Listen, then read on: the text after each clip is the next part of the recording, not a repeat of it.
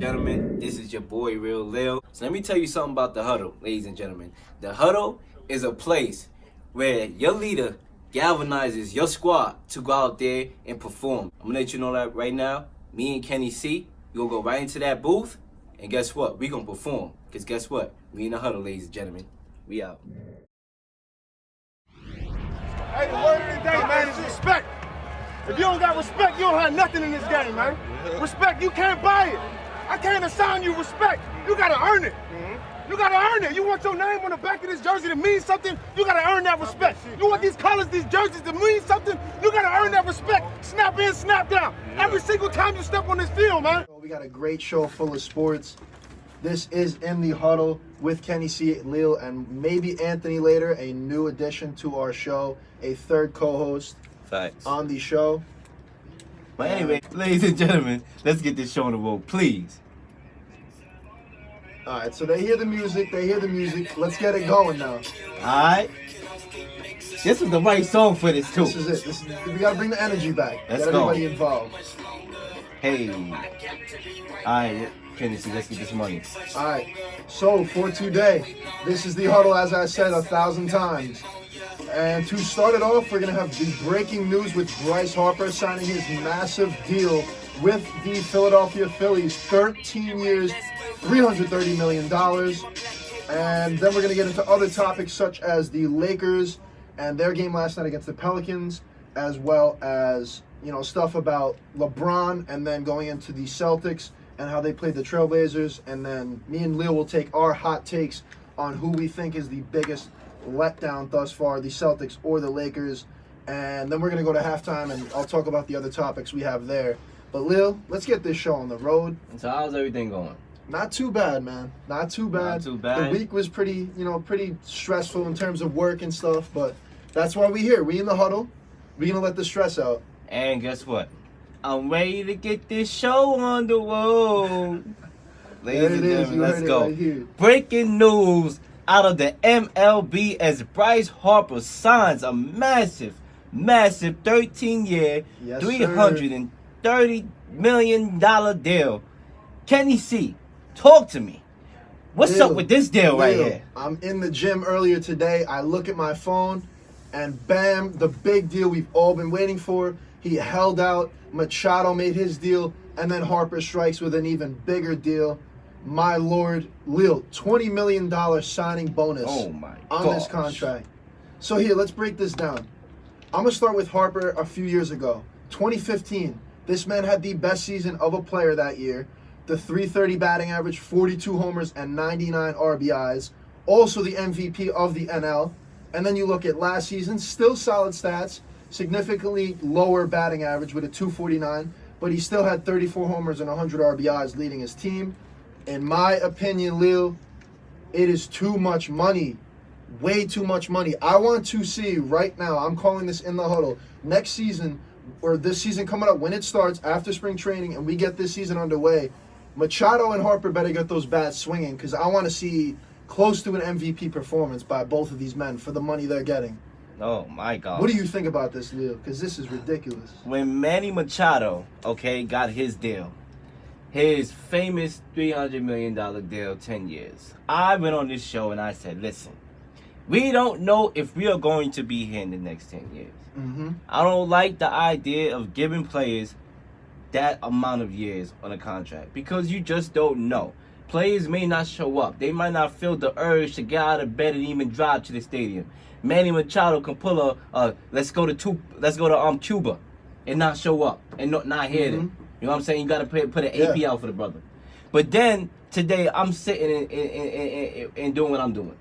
And I get this update of 12 years, no, 13 years, right? Yeah, 13. 13 years? I mean, my gosh. That's half of his life. It's incredible. On the Phillies. Are you kidding me? 13 years? I mean, what a relationship that's going to be. You basically married. For real. Bryce Harper and the Phillies are married, ladies and gentlemen. Love and marriage, love and marriage goes together like a horse and carriage. This I tell you, my Central New York. What is this American Idol? You can't go without the other. My man is we out here. We out here. So, ladies and gentlemen. Leo, just looking at this, I have to say this. What you just said, the big contracts, these two guys, Machado and Harper, practically married to these franchises. The biggest question arises, yes, with the big deals and the big money, but how consistent will they be for each and every year of this contract? Exactly. 13 years. This Exactly. man better be solid each and every year for that type of money. Because in my opinion, you're investing way too much of your franchise's cap into one player. And, yes, now with Harper, their team does look pretty dangerous in the NL. Just to give you a little look at it, they recently acquired in the free agency earlier, JT Realmuto, one of the top catchers in the NL. And then they have shortstop Gene Segura already, who they got in a trade. And last season he had a 300 batting average, 63 RBIs. First base, they got Rhys Hoskins. Third base, they got Michael Franco. Second base, Cesar Hernandez. And all solid infield players, by the way. And then looking at their outfield, they've got Andrew McCutchen. They have Bryce now and Odubel Herrera, who had 71 RBIs and 22 home runs. So this team looks pretty dangerous on paper. I'm not going to lie. We'll have to see how they all come together, Leo, but, going back to what I said, you better be consistent. You better be hell of a consistent. Thinking of a master plan. Cause there ain't nothing but sweat inside my hands, so I dig in my pocket and all my money spent. Think about how I'm gonna come up with some dead presidents. Ladies and gentlemen, this brother is paid in full, okay? Let me go to the details of this magnificent contract for this brother. Because obviously, I'm not gonna blame the brother for taking the money. I would have did so too. Well, this is on the Phillies part over here. Of course. Okay, let's go. So, basically, like you said, like you alluded to, $20 million signing bonus, right? Mm-hmm. That's one thing. Now, let's look at the other things here. This includes no opt-out. Yep. No trade clause, none of that. So my thing here is this, right? I expected him. I kind of felt that the Dodgers had a stronger chance than what people, admitted to or people was expecting because it's closer to home. He's from Las Vegas. It's Los Angeles. You know what I'm saying? Yeah, Los so Angeles. I thought that even though they were going to offer him a short-term deal, that he would have taken that short-term deal. Are you talking about with San Francisco? Yeah. Mhm. No, yeah, and the Dodgers. The Dodgers, 'cause yeah. The Giants offered him a contract. The Giants too. Yeah. The Giants too. And he met with the Giants twice. Mm-hmm. So I kind of led more to the Giants in a way between those two teams because Yeah. they were both obviously in California, and he met with the Giants twice earlier this week. So I thought the Giants probably was the front runners. And then all of a sudden, that's one thing with sports. You get hit with a haymaker. Whether it's in the NBA or the NFL, the team that you mainly think a player is going to sign with, sometimes they come out of left field. Baseball, out of left field. The ball Exactly. went over my head. Next thing you know, he's a Philly. It's crazy, man. I mean, it's crazy. And so now, the Phillies had the 6th best odds Yeah, I saw from that. Vegas to win the World Series now. Mm-hmm. Gonna be pretty stacked And team. like I just said, with their players on paper, that's looking solid. So And, Bryce Harper and the Phillies will make their first visit to National Park against the Nationals April 2nd and April 3rd for a 2-game series, which is in a couple months. That's gonna be big. That's going to be big. And another thing I would say to you here is, Kenny C, I'm going to go out on a limb. YouTube, what it do? I'm going to go out on a limb and say this. Philly, they the best sports town currently, right now. I know y'all like... here. Y'all already in the hot huddle. take We on in the the huddle. huddle.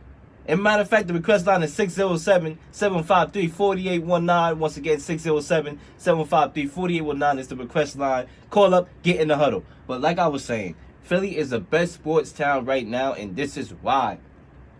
Not only because of this deal. I'm not one of those prisoner of the moments. Okay, you sign a free agent that's one of the best in baseball. That's the reason why. No, let's look at the sports. Let's look at the 76ers. That Sixers, stacked man. team that they got. Starting lineup. Crazy. Second best behind Golden State.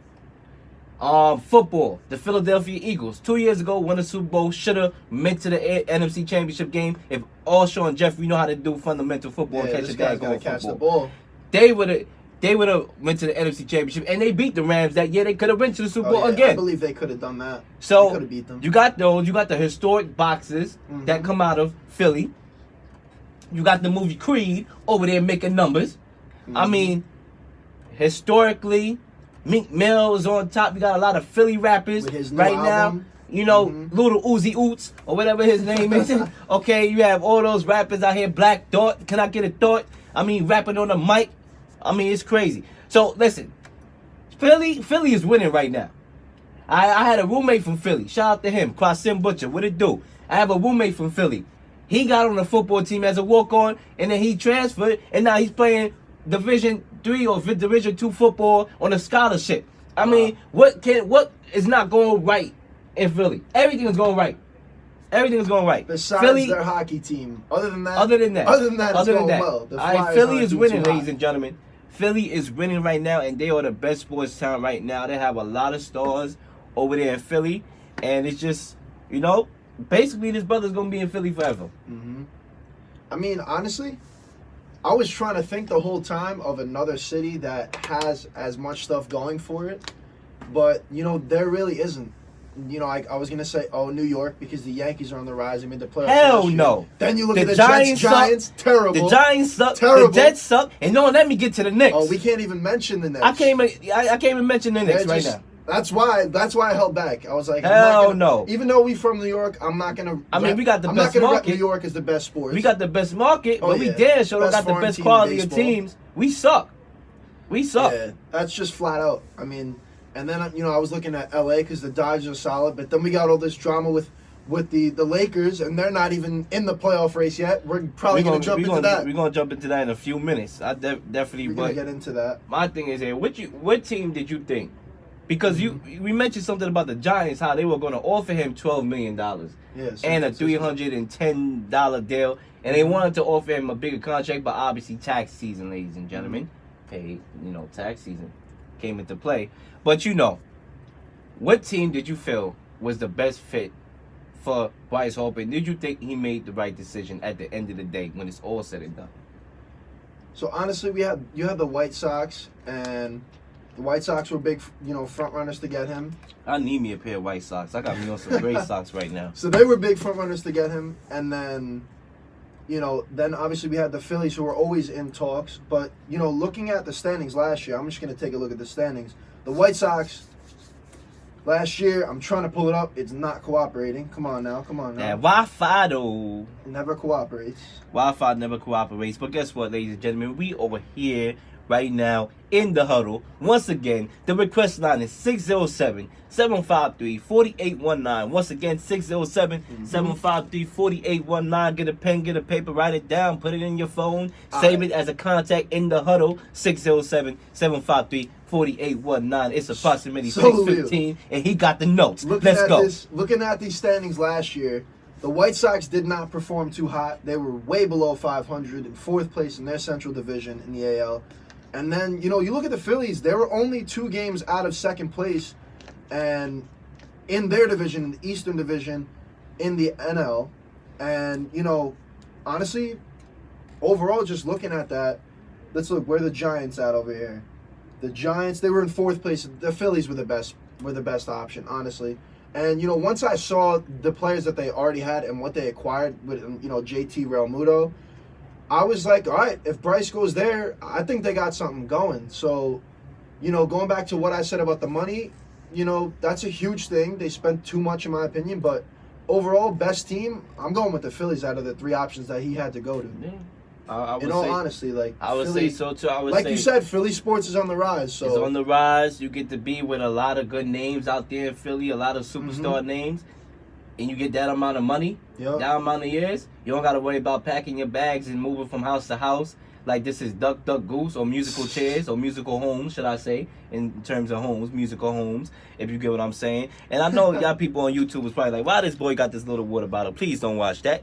We in the huddle, ladies and gentlemen. Watch the sports, all right? But anyway, ladies and gentlemen, that's what our thoughts are on this Bryce Harper mega deal. Breaking news. We have it as our first topic on this show. I have a headliner topic, so we want to know how y'all feel. Make sure y'all call us up Call before in, we get to the next topic in a few minutes. We'll be back in the next 2 or 3 minutes. Very short commercial break. We in the huddle. Shall be back. Hit the mics. You ready? The Dragon. Ladies and gentlemen, we are back in the huddle. Yes, sir. It's time to get into the next topic, ladies and gentlemen. If you're an NBA fan, tune in because we going Tune in. NBA style, ladies and gentlemen. The Lakers, the LA Lakers. Oh man, oh What man. we got, Lil? What happened last Well, night? they What was got going a- on last night? Got a much needed win against Huge win. the Pelicans, 125 to 119, without AD in the full quarter. Mm-hmm. So They're not giving this man enough time. Listen, we're gonna get into that in a second. But Come on now. the most interesting thing here is not only did the Lakers win, and not only about AD's minutes, but both Sacramento Kings and the Clippers lost last night, which means the Lakers, obviously, they still got work to do, obviously. yeah. But it 100%. helps. It helps with them trying to get that last spot. And I believe Marvin Bagley last night went down with an injury, I gotta check on that. I gotta see if this brother's gonna be A-okay, because if that's the case, then that's a tough loss. Looking at this game, man, in my opinion, LeBron, what he was talking about, time to go playoff mode, he went playoff mode in this one. 33.6 boards, 10 assists. This man was going in. I'm pretty sure, didn't he hit like a clutch shot at the end as well? I didn't get to catch the end of the game. He definitely hit a clutch shot at I the saw end. the alert. And that's just vintage LeBron James It really right is. there. Vintage And LeBron James. Me and my boys in my house that I live with, we were talking about this. If the Lakers lost this game, it was most likely over.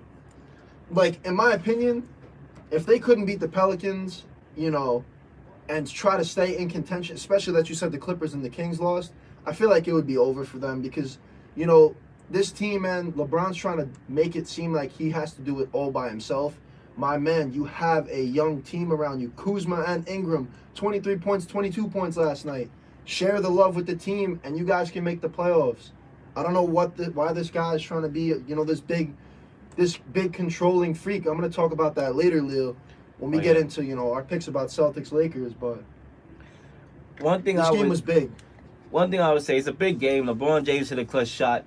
But obviously 125 to 119 without the services of AD is not impressive. It's not. It's not impressive really against his Pelicans team that couldn't buy or sell a shot at one point in the game. Mm-hmm. So my thing here is the Lakers obviously they're not going to blow teams out. They're going to have a lot of close matches. Yeah. And they have the fifth hardest remaining schedules coming up. So I just don't know. Because they got their work cut out for them. Mm-hmm. And they're not out of the park yet. Oh, no. They're not whatsoever. But my thing here is about the AD's minutes being cut. Mm-hmm. What are your thoughts on the Pelicans cutting AD's minutes, not playing him in full quarters? What are your thoughts on that? All right, so this man still has 2 years on the contract. I don't know what is going on with everybody in the sports world right now. Oh, where's AD going to go? He's going to go here, he's going to go there, or maybe LeBron's trying to recruit him. The man still has 2 years left. Let him finish the 2 years. And as for the team, I don't know what you're doing. You try to trade him in this big fiasco of a trade proposal, from the Lakers, try to trade all their players and all that big deal that went on. The Pelicans, man, focus on having AD now. Let him ball out for the team. I don't know why they're doing this. Julius Randle has to ball out for the team when you have a guy that's the top three, if not the best center in the league. I don't know what's going on. In my opinion, play the man. Get your money's worth as a franchise. You still have him for 2 years on the deal. Play the man. I object. Rebuttal. We in the huddle. That's why we in the huddle. We buttle. That's why we are here. We buttle. We in the huddle, ladies and gentlemen. Let me take Let's these hear it, Leo. headphones Let's hear out. it, Leo. I got something to say. I believe this. Much respect is given to this brother AD. Let me start by saying that. Top 3 player in the league. I have him at number 3 on my list. Mm-hmm. Can't be guarded one-on-one. Unstoppable. A nice young talent. But when you go out there and you say, I want to be traded, and you don't want to play for an organization no more, that organization has the right to not even play you if they don't want to. Why? Because what if I play AD and he gets hurt and he wants to be traded and we have to trade him and his stock goes down because he is hurt and nobody want to take that risk, sort of like DeMarcus Cousins, who was on that Pelicans team, who got hurt, tore his Achilles, and then nobody wanted to even trade for him. But now look where he is. And he got a cheap deal, $5 million playing with the Warriors. And that could have never happened. He's a top happened. player on the team. Yeah, but that could have never happened. You know what I'm saying? But, See, this is why we in the huddle, Lil, because honestly, as you know, as I can understand your point, I still disagree with the fact that, you know, why waste the last 2 years on this man's deal just sitting him? Because he wants to leave. He's going to leave. I honestly think they should still play him. Your Anthony goal is Davis, to still win games. Anthony Your goal is Davis. to win games. For what? They're not even going to make the playoffs. But look at the Knicks. Look what the Knicks said. They said their head coach said we're still here to win Don't games. use the Knicks as an tank example. Is not on. Don't Why use are the they Knicks as tank? Why aren't they Don't tanking? use the Knicks who haven't done nothing good in the last 20 years as an example. That's they're where you're still wrong, trying my brother. to win, though. That's They're where you're still wrong. trying to win. Using the Knicks as an According to the example. coach. Terrible. I don't Terrible know, Lil. example I right don't there. know, Lil. The Knicks. Listen, I say this. If AD wants out and he made it clear, listen, I'm walking out because he do got 2 years left. He's walking out. He made it clear, you better trade me, otherwise I'm going to walk out. And you're not going to get a good value from me. AD is a superstar. You have to get somebody, and you know, nobody can compare, but you have to get some assets that can help your team when you get rid of AD. So if AD plays, and the longer he plays, the more at risk he is for injury. Being a big man is even a riskier thing. 6'10", 6'11". Yeah. So if he gets hurt, his trade stock goes down. Mind you, this is a guy who's publicly made it clear that he wants out and he will walk. His trade value becomes diminished via injury. And we'll get the sort of DeMarcus Cousins feel. Because it's the same team where DeMarcus Cousins tore his Achilles up. And a guy like that who's the second best center in the league behind Joel Embiid, indeed, he couldn't get, nobody wanted him. And that's why he was able to take a cheap slavery offer to go play for the Warriors. All right, well then honestly, at that point, you gotta leave it up to Davis. Like if Davis himself, he doesn't want to play, then this shouldn't even be discussion. Davis Forget don't him. have no say. If he wants to play, you know, I feel like he should voice that to the team. He wants to play. Obviously, he wants to play basketball. He loves the game. Well, yeah, of course, but my thing from what is, you're saying, then if you publicly if the team's come gonna out, dog him like that, I wouldn't even want to play. If you publicly come out and say, I want out, then technically you're not part of the franchise anymore. Your body's just there. You contract obligated as part of the team. But obviously it's like a marriage. Before you get your license, you know, signed to, you know, go off and do your own thing. You're still obligated to that husband or wife. Or whatever it is in this generation. It could be dog and husband. Whatever it is, your preferences. Panda bear, elephant, you know what I'm saying? Elephant, whatever. Whatever it is. Whatever it is. Whatever it is. You know what I'm saying? You know what? I'll admit it. You beat me here. You got me with it. You got me with the argument. In the huddle. I can see your point. I made my point, but hey, you gotta give credit where credit is due. I'm giving you credit on this we got to address the elephant in this daggone room. We have to. We have to, ladies and gentlemen. We have to. And like I said, I just feel like, yes, it hurts to see Anthony Davis. And yes, it's a discomfort to the fans that are the Pelicans. Because you come to the games to see AD. No, and you want to see AD very true. in the He fourth is quarter. The star of their team. However, business is business. We live in America. So we should know what business is.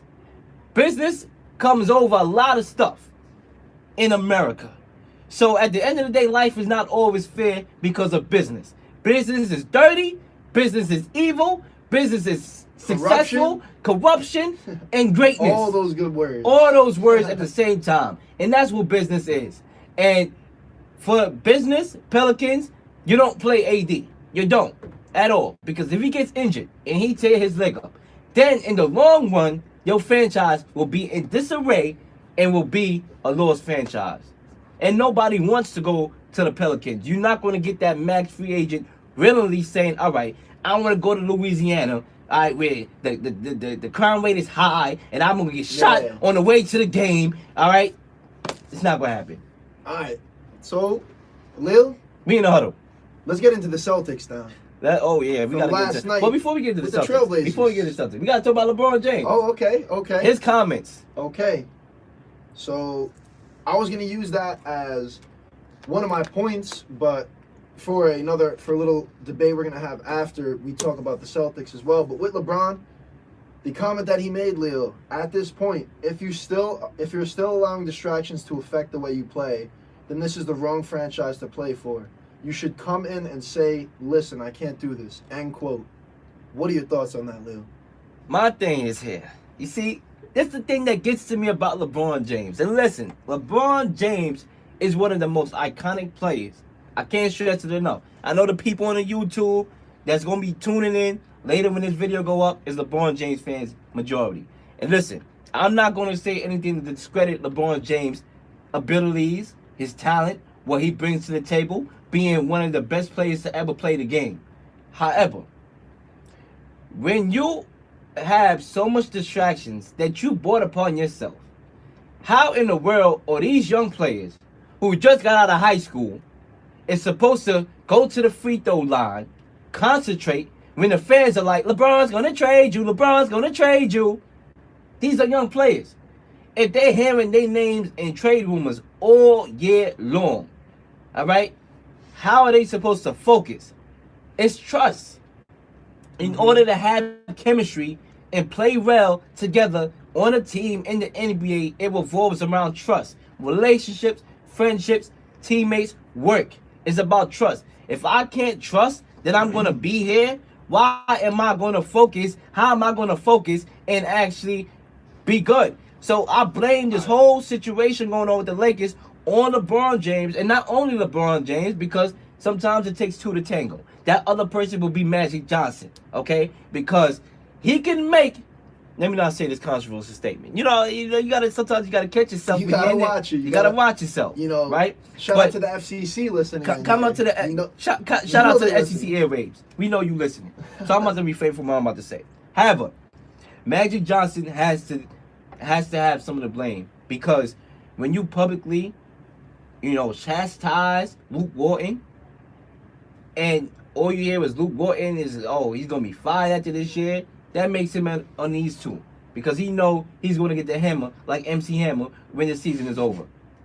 So, it's Magic Johnson's fault and it's LeBron James' fault. They knew. They publicly stated before the season started that this was a 2-year process. So, I don't know what in the world Houdini magic trick they thought was going to happen this year, when they publicly admit to the folks that were listening, that were excited, that listen, this is a 2-year process. How all of a sudden, from a 2-year process, is because it becomes a win now. It was never a win now. The Lakers was never going to win anything now. The Lakers was going to get to the playoffs and get bumped in the second round. They were never going to make it to the rest of the conference. I don't know what Stephen A was talking about. Come on. You know what, Lil? I 100%, that was gonna be my main point, or one of my points. So you did help me a little bit. I thank you for that. For the next segment, since we're gonna talk about the Celtics, I don't want to voice my opinion on, because the next topic we're gonna talk about, ladies and gentlemen, after we go over the Celtics game last night, the biggest letdown of the season so far, it's Celtics or the Lakers. My pick's the Lakers. Leo's gonna pick the Celtics. We're gonna talk about it. So you want to go over the game first before we get into that? Let's go over the game first. And then we'll go back off to what I'm going to say about LeBron. First of all, real quickly throughout the game, let's look at it. I would say this: I'm start with the Trailblazers. Okay. Because the Trailblazers have a good team. They had a good team last year. They got swept in the Pelicans in the first round. Very short of expectations. Terrible. But they have terrible. Charles Barkley. To me, this Trailblazers team is the best team that the Trailblazers had in the last couple of years. Because Damian Don has been taken into another level. We all know about CJ McCollum. We all know about that backcourt. But you have guys like Enes Kanter that can be a rebound machine. That was a big pickup. That was a big pickup. Rodney Hood, once he gets settled. A low-key, huge pickup that nobody saw. Yeah.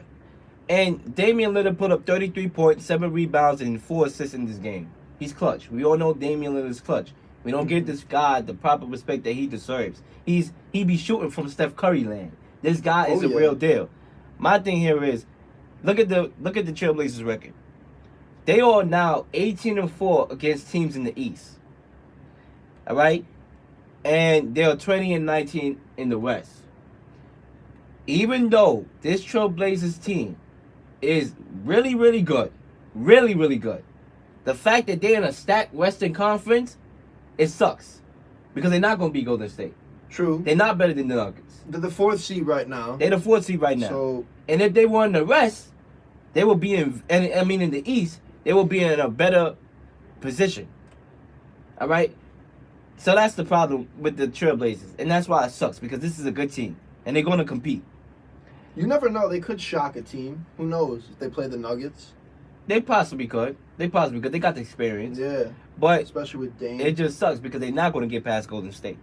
Nah, yeah. So we look at Boston, and I would say this: Kyrie Irving, you got to lead by example. You have to lead by example. I have not liked the last couple of days on how Kyrie Irving has dealt with the media conglomerate. I think it's been terrible. Oh, he's gotten way too into it. He got way too into it. He fed into it, and now it's messing with his mind and it's messing with his play. Even though he put up 31 points in this game, it's still messing with him and the team as a whole. That's that drama aspect. You gotta control that, and you gotta focus on basketball. And if you're thinking about heading to New York, what you think is going to happen? Forget about it. The media will eat you alive for dinner. About it. Okay? So he got to get it together. All right? And I know last week I made a comment. I said, I feel like Kyrie will handle the media, conglomerate easier than KD will. But right now, what we've been seeing from Kyrie, I'm not so sure. He has to figure that situation It's been getting out. pretty juicy. He cannot in the NBA. publicly criticize his teammates. He has to stop that. He has to be a leader. Leaders must lead by example. All right? Boston, they play better without Kyrie Irving. They do. Without Kyrie Irving, they play better. They move the ball better. They play as a team better. True, and that's just the reality but of then it. what about when the playoffs start? They're going to need Mr. Irving. That's what happened last year. That's what's going to You know what I'm saying? But that's why I would throw a little curveball at you. You know what I'm saying? I would put a hot take here. It's getting hot in here. It's getting hot. Nelly just walked up in here. Nelly just buzzed up in here. Getting hot in here. It's getting hot in here, ladies and gentlemen. Let's hear this tape in the They should have traded Kyrie Irving at the trade deadline. Whoa. They should have traded Kyrie Irving at the trade deadline. Hear me out. Hear me out. Hello? All right, let's hear it. Hear me out. They are going to try to get AD at the end of the year. And they possibly going to have to trade Tatum and a couple assets at the end of the year in order to have a chance of Maybe getting AD. Hayward. Okay. I don't know. I don't want Hayward. Right now, Hayward, he hasn't been right balling. now. Yeah, he hasn't been balling as of late. He's He's got not the same potential. player. He got potential, but he's not the same player. That injury was. I'm not trading nothing for Hayward. That ended him. All right, honestly, Hayward, you're my guy, but I have to be critical. The only thing I'm trading for All right, Hayward so if is you hot trading- dogs. If you're trading, who you gonna pick to trade? You gonna pick Tatum? Tatum, Marcus Smart, possibly Brown, and a couple picks that they have. Okay. But instead of trading Tatum, who has a huge upside, Oh yeah. what about trading Kyrie Irving for AD? Then you have Terry Rozier in the starting lineup. You still got Tatum. You still got Brown, and now you got AD. But then look, Leo. If you're talking about trading Kyrie for AD, look at the Lakers, man. They gave up their whole team practically, and the Pelicans still said no. Do you think they would accept that? Just one player for one If player? that whole team is not going to Lakers, what makes you think they're going to be good on the Pelicans? If you trading Kyle Kuzma, Brandon Ingram, Josh Hart, all right, Rondo, if they're not good on the Lakers, they basically go into another franchise. What would make them better on the Pelicans? It's true, but I mean, it was good. It was good, honestly. Potential for the players because they're young, they're talented. Yeah, so they could build a franchise. They could build it. I get what you. I see where you're coming from with that, but you know what I mean? At the end of the day, number one, I'm not going to grant a player that want to leave, that want out his wish. I'm just sorry. I'm not. You're not going to get the wish. It's true from a business standpoint. You're not. It's very I'm sorry. factual. You know what I'm saying? I'm not going to send you over there to LA and then you're like, wee, California love, and you happy and nah, it's not happening. I'm going to see you upset. But my thing is, as hot as that take is, that they should have done trade Kyrie. I don't know if the Pelicans would accept just a 1-for-1 trade. They probably wouldn't have. Probably have to be picks included. They could have added like somebody to it. They could have added some picks with it. They could have did something. But the Because Celtics got assets. Because then if the Celtics take away, like, let's say Jaylen Brown or Scary Terry or God forbid Tatum, because he's probably their best rookie talent and That's their second the best future of player their team. behind Kyrie. Let's say they did get rid of a few of those assets. Would the team be as good even having AD? You'd have to break that down. They would be good having AD. AD is a transcendent player. You see what AD doing the Pelicans alone, get them to the playoffs. That's true. With the Celtics, who was in the Eastern Conference 2 years in a row, AD on that team, to me, that gets them over the hump. AD, Okay, you heard it here. Tatum, Brown, Scary You heard Terry, it here. no Katy Perry. All right, that would get them far, in my opinion. So yeah, I would have done Kyrie Irving because we don't even know if Kyrie Irving is going to resign. Oh yeah, we gotta. It's gonna Kyrie be big, man. Irving I'm in the eager next- to see what happens. with all Listen, these it's kind of players. like I'm gonna do you dirty before you do me dirty.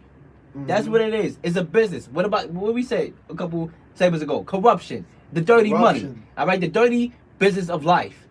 I'm gonna do you wrong before you do me wrong, and I'm gonna sing And my song. that's like the sports world too. That's how All- the sports world all that. operates, man. It's a dirty game. It's a dog eat dog world. It's a doggy dog world. No Snoop Diggity, no dog. All right, that's what it is. So I would have just dealt Kyrie Irving for AD. I would have made it happen right now. Because the reason why they couldn't trade for AD was because Kyrie Irving was in the way. He had that option. They couldn't. You remember they dealt for Kyrie last year. So in order for them to make a deal in that trade deadline, they had to get rid of Kyrie. They couldn't do nothing else. That's a fact. So they could have got rid of Kyrie, got AD, had AD with Tatum, and Brown or whatever, and then we would have seen what would have happened with that. You know what, Lil? Call up the GM right now. Tell him your thoughts because that sounds like a very Where the phone valid at? plan to Where me. the phone at? That sounds like a valid plan to me, Lil. Hello, can I speak to Mr. Danny Ainge? There it is. Danny Ainge, how's it going? I'm calling you because I feel like you should have traded Kyrie Irving and got you AD. See, we right? entertainers out here. We're entertainers right now. We got to keep the listeners. Dago. Gotta keep the listeners. You know, happy. yeah. You know what I'm saying? I know sports, Mr. Danny Ainge. You saw what you did to IT. IT was what, fourth in the MVP race, and you dealt the brother for Kyrie. So guess what? Why not play with the card money again? Thank you. All right, hang up on that fool. I'm gonna hang up with a fool. You're not paying attention. Danny Ainge. Ladies and gentlemen, Danny Ainge. But anyway, that's what I was saying. You know, deal Kyrie Irving for AD. But There it is. let's go to the next Here we point go, that we Lil. have. Here we go, Lil. Who has been the most disappointing team so far? The Lakers or the Celtics? So, Lil, going off of what you were saying earlier about LeBron, when you dished that little assist, I'm going to go off that. And I'm taking the Lakers. In my opinion, they're the biggest letdown. You know, starting with they're willing to put up almost all of their young talent and young players, all their potential in that, you know, trade talk with the Pelicans for AD. And that right there definitely deterred the team. It definitely brought down the positivity and the whole chemistry vibe with why are we even playing for this team if they're going to put up, you know, they're going to put up all of us on the trade block. And then you have LeBron, who made the big decision to go to the Lakers, predicted to make the finals as a whole team. You know, everybody thought, oh, LeBron's going there. Look at all this talent. It's in LA. They're going to go to the finals. They're not even in playoff talks right now. They're the 10th seed.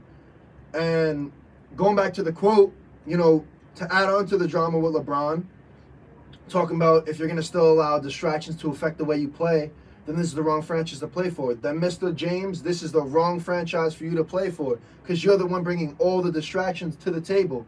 You publicly lobbied trading, you know, players such as Kuzma, Ingram, Ball, you know, Zubac. What are you doing, man? You're literally publicly lobbying players that you're playing with still on the team. You're not the GM. You're not the head coach. You're not the owner of the team. What are you doing? Just play basketball, LeBron. Stop getting so much drama into the locker room and into the team as a whole. It's not a good look. Go, act in Space Jam 2 for a little while. Maybe you need to come back and reassess yourself. But in my opinion, Lil, I'm taking the Lakers. They've been a letdown. They've been a mess. And I really don't like what LeBron's doing. I don't really like how my stomach is growling right now. I'm over here starving, man. Starving like Marvin the Martian. I'm over here like, I gotta give me some food after this, after I leave here. But anyway, I'm still here for the Central New Yorkers, and I'm still gonna put on a great show for today. But anyway, right? I would say this. Excellent points that you brought up. You know what I'm saying? I'm not gonna knock your points at all. Thank you. You know what I'm saying? But I would say the Celtics. After all that rant that I just did with the Celtics, I gotta go with the sir. Celtics. They have been the most We heard it. disappointing team so far. And like I said, excellent point for the Lakers. I believe they right up there. Mm-hmm. I'm going to the Celtics. And this is why. The Celtics, when the season was over last year, was predicted to be the front runner, an almost automatic lock to be in the finals this year. They got bumped twice in the Eastern Conference, back-to-back years, against Cleveland, for LeBron James. And they were predicted to be in the finals this year. All right? Hands-on favorite. And to just come out, not get it together. All that talent on that roster, starting from Tatum, Markieff Morris, Scary Terry, no Katy Perry. I mean, all that. I mean, Al Horford, underrated center at times. You know, Aaron Baines and all that. You know what I'm saying? To have all that talent on your roster, and you're in 5th place in the Eastern Conference, which is good, which is heavy. I mean, they but it's not better the than the Lakers. But it's not the Western Conference. It's true. You know what I'm saying? The Lakers are in the West, and yes, they haven't been playing. They should be a top team. I don't know what's the Lakers going on. is in the West. Yes, they haven't playing their best. They still a mess, but they can contest. Hey, you know what I'm saying? That's the balls right there. I hear you. But the East, the East obviously is way more improved, but still. Yeah, definitely. The Celtics should be sitting way better than what they are right now. All right? They could possibly play the Pacers or the 76ers in the first round and get bumped. With all that talent. True. With having who we started calling the best head coach in the NBA, Brad Stevens. You have all that together. You have Kyrie, Uncle Drew, what it do? Clutch. And it's just like... You know, I will say this. Again, like you said about me, I hear your points. Extremely valid points. And then just thinking about what I'm hearing all together with both of, our arguments. We got to see down the stretch which team will be better off in terms of when the playoffs come up. Because the Celtics right now, yes, it's the East. The West is obviously better. With the East, who knows? They could get their stuff together and, they'll still be in the playoffs. And Kyrie, I'm sure, will ball out in the playoffs because that man's a different breed in the playoffs. Oh, yeah. And then you look at the Lakers, and in the future, we got to see where they're going. Yes, they got a big win against the Pelicans, but like you said, Leo, toughest schedule in the league remaining. Definitely going to do a number on their players and, their team as a whole. They're going to be beat up. They're going to have to play hard all of these games. Not to say they shouldn't be, but they're going to have to go, the extra mile just to try to get into that 8th seed and make the playoffs. So down the stretch, who's going to be there? Who's going to be in the playoffs and better suited to make a run? The Lakers or the Celtics? You know what I mean? But when you look at it, right, the Lakers... But if we're talking about the past season, then yeah, they've both been pretty terrible. Like throughout the season, the Lakers and the Celtics, they've both been on the decline. But who will pick it up going forward? The Lakers, but the one thing is, we didn't really expect the Lakers to do too much. You have brand new faces, you have a bunch of they got LeBron, man. With LeBron James, obviously. All that hype. But I just feel like with the Celtics and all their expectations to, just to be losing games like this at home when they should be winning. They're playing lousy. The number 5 seed, possibly get bumped in the first round. Weren't they the first seed earlier in the season? They were top 3. They were the top 3. They were the top 3. But they, you know what I'm saying? They're not even the first, second, or third or fourth best team right now. It's just a mess. They had the talent. It is. To compete with Golden State, and they're not doing it. So and Hayward, talking about Hayward, what you said before, all this talk last season when that man, last season when that man got hurt with the huge injury, what are you doing, man? You gotta put in extra time, and I know you got hurt, and that injury was significant, and that definitely is going to set you back, but they need you. That team needs you to be an asset for the team. He just can't get it together. You know what I mean? It's a He's mental gotta find thing. something. It's a mental thing. Gotta find some inspiration. It's a mental thing. Because they need him. And they need him. So, moving on to some football. Let's get some football. All right, let's get some NFL Are you talk. ready for some football? Who's ready? The In the Huddle party. Let's get into some football right now. Let's start off with Nick Foles. Yes, sir. What's good with the news? The Eagles will not be franchising Nick Foles, which means he is set to become a free agent. Which team should make a one at Foles, or which teams, who has the best chance, and should have. I'm gonna have another question for you. Okay. After okay. this, A double part over a the double two-parter? a double part, maybe a triple part. Okay. Should the Eagles have kept Foles over Wentz? Okay, so We in the huddle. just to assess the beginning part about Foles becoming the free agent, you know, they did it right. He did it right in Philly. The Eagles made a tribute video for him. All he's done for the city. They did it right.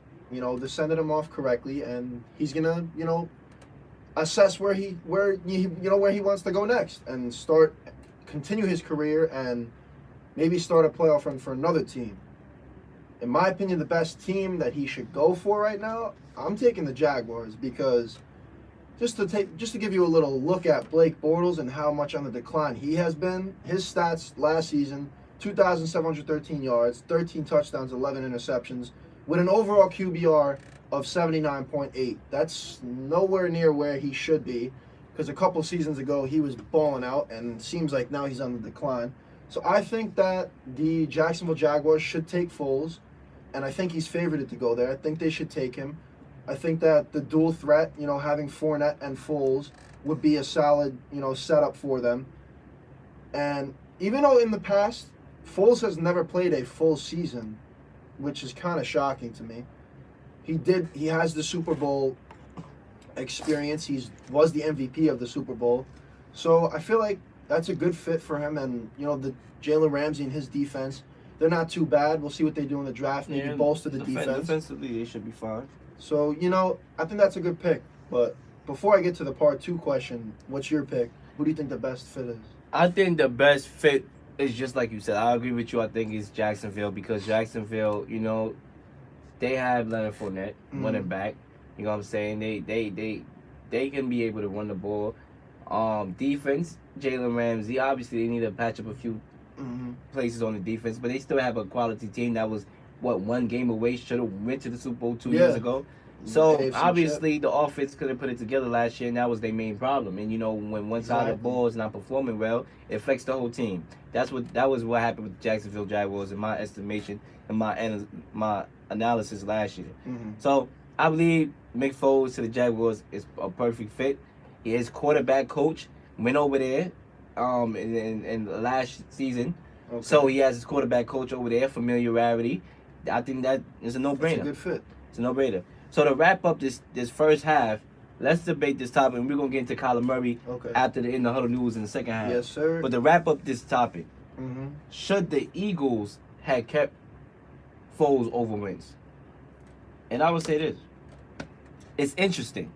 It's really interesting. And this is why. Because when you think about it, it's a tough call. Because the Eagles' offense looked better with Mick Foles behind center. It looked better. Lots of playoff experience. Won a Super Bowl. Lots of playoff experience. Went up against a Bears team last year and won that game. Obviously, a field goal kicker couldn't, make that field goal. But still, they put him in a position to win, and they won. You know what I'm saying? Nice drive to win that game on a 4th and goal touchdown. Excellent. He was operating that system perfectly. Made Doug Peterson look even better as a coach. You know what I'm saying? Not saying that he's not a good coach, but you know you helped it. You know what I'm saying? Obviously, with the gutsy decisions in the Super Bowl, and you was able to connect, you helped the brother look even better. I believe it would have been even more interesting if Alshon Jeffrey caught that pass.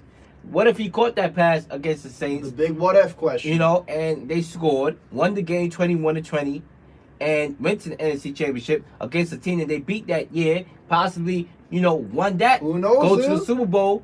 Who knows? And if Foles had 2 rings, you're going to move on from a quarterback that won you 2 rings in a row? It's interesting. However, that's a what if. They didn't win that game against the Saints. They lost. We're coming back to reality.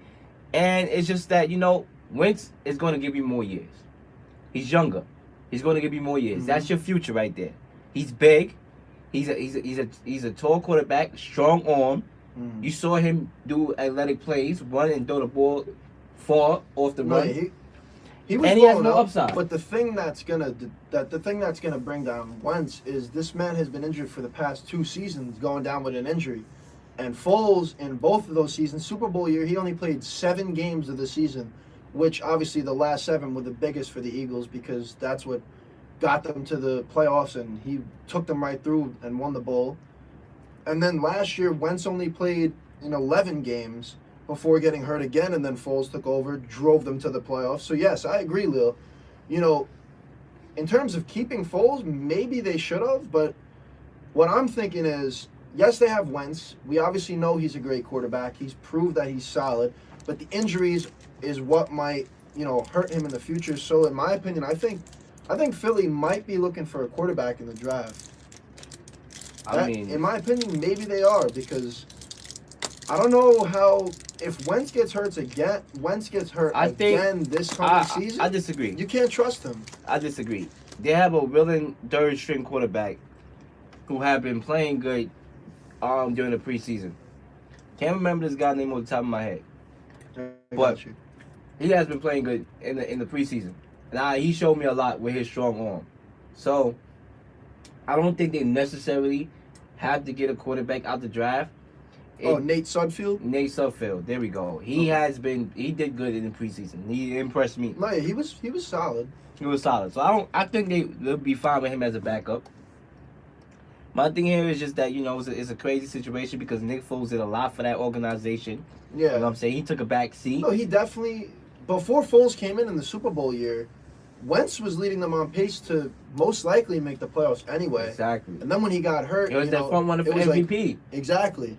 So, no, I actually agree. I take back what I said. Maybe they're not going to go for a draft pick of a quarterback. I was just spitballing. But my bottom line is, with Wentz being hurt for the past 2 seasons, we got to see if this man can step up, stay healthy, and perform. That's the big question. As good as he did 2 years ago. But, when you got a guy with as huge upside as Carson Wentz, you take that risk and you hope that you'll be able to be successful as you was before he went down to injury when he had that MVP season. Because he looked out of sync last year.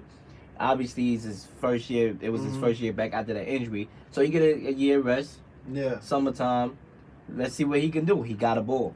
He has the ball. The pressure is going to be on him. Because then, if he doesn't, it's not going to be on him as much as Foles being there. So now Foles is out of there. It's your team. You got the keys to the car. You got the keys to the vehicle. Focus, get back in shape, and play some football. 607-753-4819. Once again, 607-753-4819 is the request line. Call us up. Let me know how you feel about the various topics discussed so far in the show. Keep it real. Get in the huddle. We'll be back for hour number 2, starting with our In the Huddle news and debating more topics. We shall be back. I'll play this instrumental. The Dragon.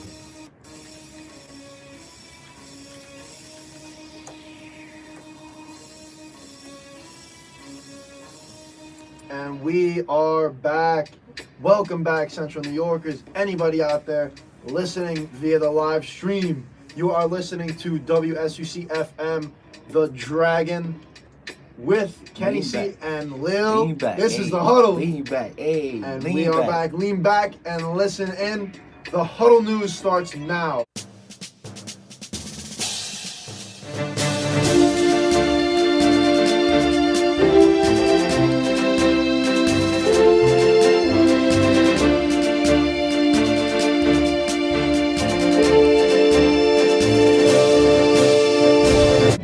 Johnny Manziel cut from the Montreal Alouettes and the CFL Canadian Football League after violating terms of his contract. Oh my Lord. What is up with Johnny Manziel? This man cannot stay on the football field. Can't stay on the football field, though. And he wants to get into the AAF, which is the new football league that started up. We talked about that last show or the show before. We'll have to see if Johnny Football can get back into it and make that money again. The next topic in the Huddle News, Tony Harris becomes the first female non-kicker to sign a letter of intent accepting a scholarship to Central Methodist University in Missouri. And let me say this. You go, girl. This girl is playing at the safety position. You go, girl. She's about to be lighting up some fools out there on that field. She's going to be lighting up fools and taking Reed them to school. So that's, you go, girl. That's Tony big Harris, news. Shout out to you. That's big news for, women in sports. That's huge news. And I'm a big advocate for that. Soon coaching, in the coaching position, woman. Yep. Soon, I'm telling you, you heard it first. Soon is going to be a head coach as a woman. Who knows? And it could happen. Take it away, Lil, for the next remaining topics All of right. the Huddle News. In the Huddle News at number 3, our next In the Huddle News segment, we have Kareem Abdul-Jabbar, who is putting his 4 title rings and other memorabilia up for auction. Hopefully he don't get busted like OJ for doing that. To a charity event, a foundation charity. He says, and I quote, when it comes to chasing, I repeat, my fault, and I quote, when it comes to choosing championship rings or in a trophy room or providing kids with an opportunity to change their lives, the choice is pretty simple. He said it all, ladies and gentlemen. You know, helping other kids, disenfranchised, who need it. Much respect is given to this man. He don't get respect because they don't mention him in the top 3 as he should be when it comes to the best players of this game. Had the most unstoppable shot, had the rings like Michael Jordan. He been winning since high school, all right, or at all levels. He don't get the respect that he deserves, but hey, at least he's given respect. He's one of the greats. He's one of the greats for a reason, ladies and gentlemen. And at number 4, our last In the Huddle news for today, Jason Witten is making an NFL comeback with the Cowboys, ladies and gentlemen. Yes, sir. He's leaving the booth, the Monday Night Football His booth. analyst Thank job God. did not work out. Thank God. I talked about that on my show, Lil. Thank Last God. year, that was a disaster. Disaster. With Booger McFarland, what are you guys doing, man? They look like jokes. Literally. This man's back in the football field, though. Yeah, I mean, I'm he's excited slow. for He's that. slow as a beetle, but he can be able to I'm catch the excited. ball through the needle. Ladies and gentlemen, we in the huddle. And that's it Yes, for our sir. In the Huddle news for today's episode. And it's time to get into a topic right now that we was going to discuss in the first half, but because of time constraints, we had to discuss it now. The general manager of the Cardinals said yesterday that Josh Rosen is the starter. And I don't believe the brother. Should Arizona trade down? Because they had the number 1 pick. Should they trade down? Should they draft Kyler Murray? Or should they draft somebody else? All right, so what I'm What's saying, going on? What I'm saying here, Lil, is I believe that the Cardinals should pass on a quarterback, work with Josh Rosen as they just recently drafted him last year. He is thought to be their franchise quarterback, according to the GM, like you said. So keep your pick and don't trade the pick away. Utilize the options that you have. While this is very much so a defensive-oriented draft, not so many running backs or wide receivers in it, there's a couple good O-linemen, so I think that they really need to beef up the O-line. If you're going to go ahead and say that Josh Rosen is, going to be your franchise guy, that man was running around more than any quarterback I saw last year with a struggling team. Get this man some line. I know they got veteran Justin Pugh locked in at one of the guard spots, but, potentials, Jawan Taylor, offensive tackle on the Florida Gators. He's 340 pounds, 6'5".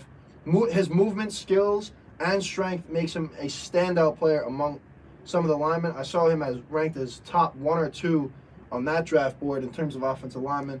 And another pick, Jonah Williams from the Tide, Alabama, 6'5", 302 pounds. He was an elite lineman for the Tide all year and has bowl experience. So, in my opinion, Leo, I'm taking an O-lineman, and if I'm not taking an O-lineman, I'm taking the best defensive player in this draft, Nick Bosa, Ohio State, 6'4", 270-pound edge rusher. He could be a franchise player for their defense, especially that they let go of defensive end Marcus Golden, who's testing free agency. He was their big edge guy. They needed a new and improved defensive star, Leo, so I'm either taking a lineman or a defensive player. What do you think about everything? I mean, we all know about that horrific offensive line who couldn't block a fly. I mean, it was just terrible. It was a disaster. If I was Josh Rosen, I probably would have fled the country because I don't want to get hit too much. I mean, it was that bad. But when you think about it, a couple weeks ago, I said on the show that I believe that Arizona is going to trade Josh Rosen and draft Kyler Murray. And I believe they should do that. Why? Because don't let these people fool you. Cliff Kingsbury like Oklahoma's quarterback, graduate quarterback, Kyler Murray. Mm-hmm. They do. They love him. They excited with him. He can fit the scheme. He can fit the scheme. He can fit Cliff Kingsbury's system, that air raid, fast-paced offense. That fits his system best. if you are basically rebuilding, starting the franchise over, Larry Fitzgerald obviously is on his way out the door, and you a coach in the market, right, where coaches get fired like that. I mean, you got coaches that they first year get fired. Steve Wilkins, sound familiar? Mhm. He didn't even let this brother get a chance. I ain't gonna even get the chance. He didn't even get a Like chance. 6'9" He didn't get a that chance to clown. pack his bags, to pack his home. Did not get a chance. He didn't get a chance to move in. He got fired. You gotta do what's best for you. And if Cliff Kingsbury think that Kyler Murray fits his system best, you draft Kyler Murray. You know, you say goodbye to Josh Rosen, you trade him off, you draft Kyler Murray. Number one, your offensive line is terrible. Yes, you want to draft somebody from the offensive Yeah, line. get a lineman late round. But true. you can get him late round, and chances are one person's not going to change the whole thing. You still going to have work to do. Kyler Murray, with his ability to run, because he can run, he's one of the fastest players I've seen in previous years. He can make that offensive line better by his mobility. And he can be able to have a strong arm, which he does, and he's accurate with the deep ball, that air raid, fast, mobile quarterback. You know, Cliff Kingsbury had Pat Mahomes as his quarterback in Texas Tech. He had a strong arm. He was able to True. move. But then, Imagine having Kyler Murray. Lil, what about the thing that I saw recently, that Kyler Murray is not going to showcase most of his skills in the NFL Combine. I mean, that's why we got these college tapes. You know what I'm in saying? the Combine, who knows? And he will throw at Will his pro his day. size He will be throwing at his pro day. So True, you got the pro day. but will He can his be able to size use it. be a factor that will tear down Arizona with that terrible line if they don't bulk it up? I mean, You know what I mean? Russell Wilson, Drew Brees. True, but who's to say obviously, he comes out and plays like them? Obviously, it's a deficiency. Mm-hmm. But I believe in this brother talent. He showed No, me a lot. he's a Heisman winner, so I agree. I agree with the fact that he has a lot of potential, and I don't know if the Cardinals will draft him, but without a doubt, he's getting picked early and often by a team that needs him. But I just feel like he should. You got I that feel like connection he right now. will. You got that gut feeling. I have that that he's gut gonna go feeling. there. And, you know, and to any team that passed on Kyler Murray, good luck. It's gonna haunt you for the rest of your life. You heard it here. You heard it on the I Huddle. believe in this brother. You heard it on the Huddle. I believe in this brother. You know what I have to say also? To add to your point, Leo, yes, the GM is saying, oh, Rosen's our franchise guy. He's probably just, what if that's just disguise and this man's going to shock everybody and get Murray like you're saying first? I think that's Who what it knows? is. Who I knows? think that's what it Could be is. just a blanket covering it. It's a blank. I think that's what it is. I think they're gonna do that. I think that's what it is. You heard it here, ladies and gentlemen. But it's time to get into Kenny C's hockey talk. Kenny C, this is your segment. This is So, a new segment We that we introduced having some in the new show. stuff.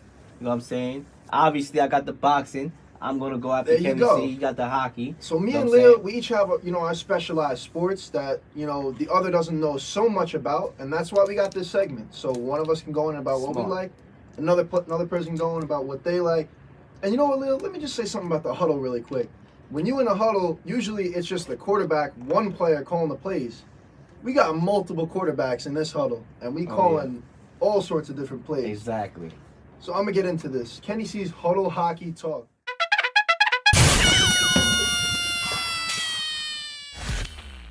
The NHL trade deadline was recently happened, and that was on February 25th, 2019. The biggest trades for me that I saw, being that I'm going to just put this out there, I'm a New York Islander fan, so, I'm going to talk a little bit about that after, and with a big segment that I just wanted to, talk a little bit about. But right now, forward Mark Stone, one of the best in the league right now, was traded from the Ottawa Senators to the Vegas Golden Knights in exchange for a defenseman, Eric Brandstrom, forward Oscar Lindenberg, and a 2020 second-round pick.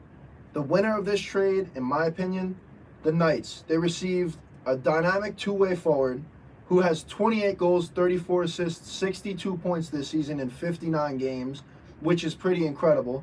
And, they gave up a young defender who has yet to play a game in the NHL in Brandstrom, and a forward in Lindbergh, who in 35 games only 4 goals and 8 assists. So the Knights 100% won this trade. They are a playoff team as of now, and I believe that the Senators, they could have got way much more for Mark Stone, and they should have. In my opinion, it was a stupid trade on their part because this guy is a great player. And being an Islander fan, I would have liked to see him because he's a goal scorer. But moving on to the next, the Colorado Avalanche received veteran centerman Derek Brassard, a former New York Ranger, who this season in 50 games has 10 goals, 9 assists.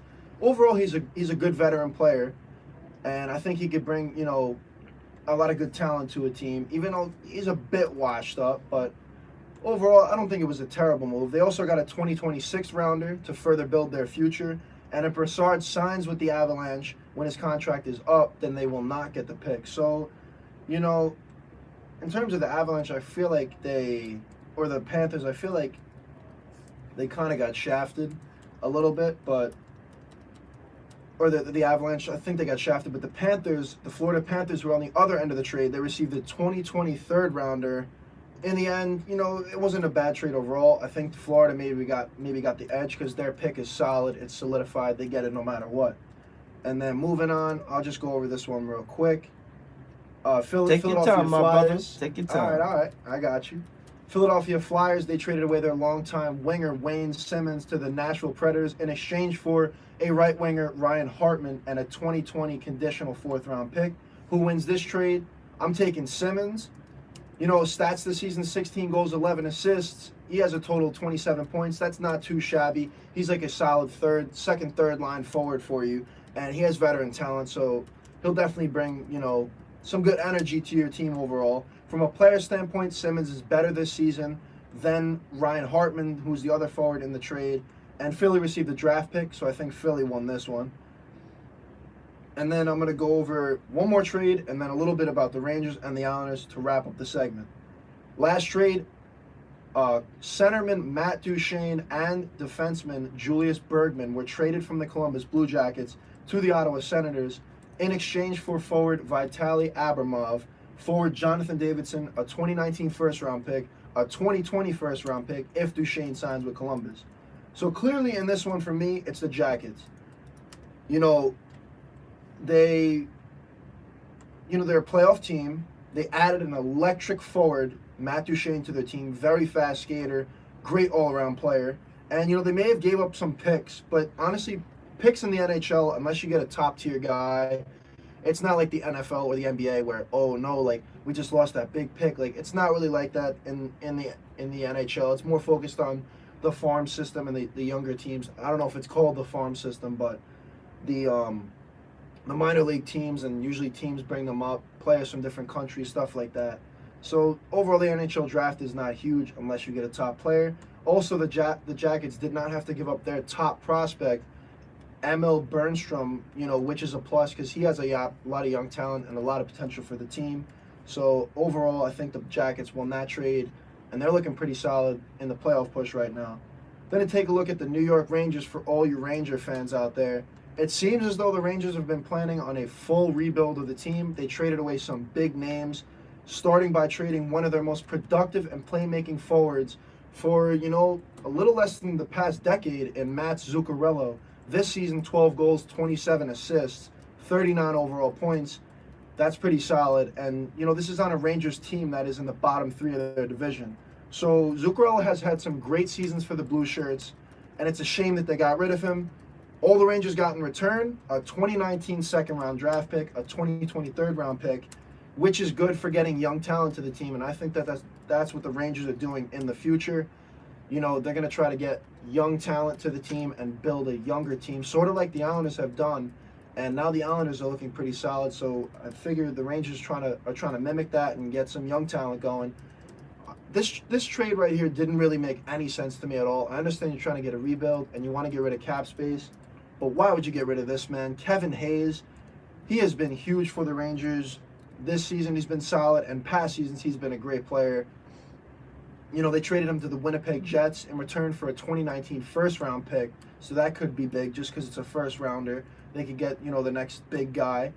But, and they traded a winger, Brendan Lemieux, and a conditional pick. So the Rangers received all of that, and they gave away Hayes, who's a very fast, great skater, solid forward, 14 goals, 28 assists this season. In my opinion, that move right there was a bad move.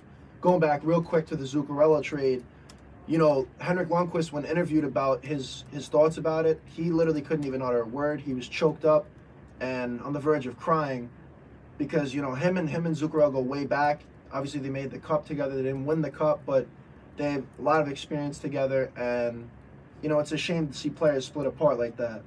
Overall, now I'm going to talk a little bit about the Islanders, and Leo, that's going to wrap up my Huddle hockey talk.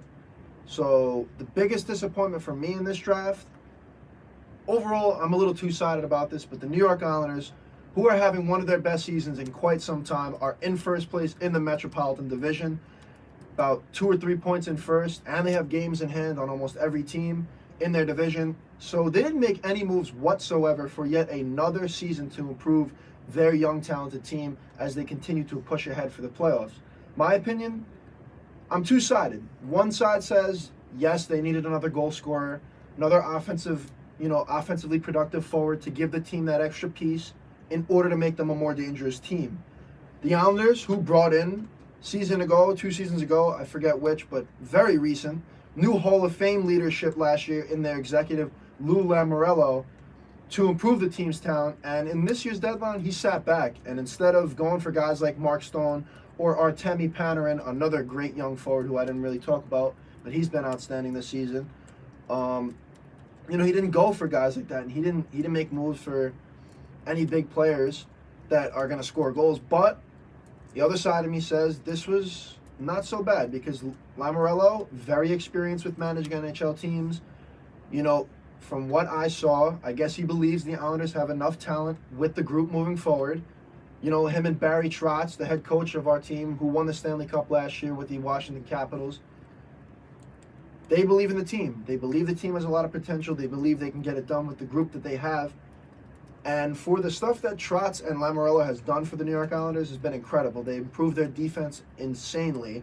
They're one of the best defenses in the league right now, and probably the best goalie duo in the league right now with Thomas Greiss. With Thomas Greiss, and I don't know why I'm blanking on his name right now because he's been better than Greiss right now. I apologize, completely blanked out. Thomas Greiss and Robin Leonard. Excuse me for that. Leonard's a veteran goaltender. He's been battling with, not many people know this, some mental illness, and he's put that aside, put the team on his back in goal, and he's been outstanding. Great defense around him. My opinion, their offense might not cut it as much to get to the cup. Will they make the playoffs? I strongly think they will. They're a great, talented team, and my concern is that they have the third fewest goal-scoring offense in the Eastern Conference. So maybe they did need another presence, but at the same time, we brought back Thomas Hickey, our defenseman, and Andrew Ladd, a solid two-way forward, veteran forward. I don't really like the guy too much, but he's not that bad as like a third liner. And overall, I think that their logic is they didn't want to deter the chemistry that the team has, and they're a very strong team. They believe in family overall, and I think they're going to be solid moving forward. Tonight, the New York Islanders play the Toronto Maple Leafs. This is a big game for many people that are Islander fans and hockey fans in general, because last season, John Tavares, I hate to say the guy's name, our captain for many years, drafted him in 2009, brought us to, the playoffs, got us a playoff win, first time in 20 plus years. Love the guy. He said he wanted to stay on the island when he was moving towards the end of his contract. He dogged the New York Islanders, dogged the fan base. I'm a big fan. I'm never going to wear this man's jersey again. I only have it because it was a lot of money. And, I might as well just put traitor on the back of the jersey because this man dogged us. And overall, we're better without you. We're first place. We don't need you. We need another goal scorer, but we don't need you per se. So have fun with the Leafs. And, tonight is a big game. He plays us in the Coliseum, which is our former stadium. We play a few games this season there. We're playing in the Barclays primarily. This is a big game. Should the fans boo him or should they not? Lou Lamoriello and Barry Trotz, they don't want the fans to boo Tavares. They want the fans to respect him. In my opinion, yes, I respect what he's done. He was a great player for us season after season. Great captain, but for what he did in the end, it's all about how you leave a team. Disgusted with that. I was completely disgusted, and honestly, if I was there, I might give a boo or two to Tavares if I was at the game. And let's go Islanders. I hope they crush them. That is the end of Kenny C's Huddle Hockey Talk. Went on for a while there, Lil. I gotta give my voice a break. I needed that. I needed that break. Thanks for the break. I needed that. I was Let's choking hear- up here. Let's hear the real Lil. It's time for some real little boxing, ladies and gentlemen.